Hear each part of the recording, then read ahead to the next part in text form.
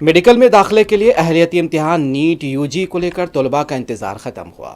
آج اتوار دوپہر 2 بجے سے شام 5 بجے تک ملک بھر کے تقریباً 550 شہروں کے 5000 سے زیادہ مراکز پر اس امتحان کا انعقاد ہوگا۔ ان میں بیرون ملک کے بھی 14 امتحانی مراکز شامل ہیں۔ وزارت تعلیم کے ذرائع کے مطابق اس امتحان میں 22.7 لاکھ سے زیادہ امیدوار کی شرکت متوقع ہے۔ امتحان کے دوران ممنوعہ آلات کا استعمال کرنے والے امیدواروں پر امتحان میں بیٹھنے کے لیے 3 سال کی پابندی لگا دی جائے گی۔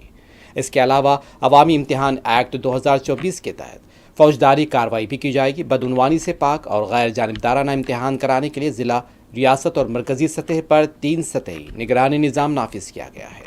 اس سال زیادہ تر امتحان کے مراکز سرکاری اور سرکاری امداد یافتہ اسکولز، کالجز، یونیورسٹیز، اداروں میں بنائے گئے ہیں۔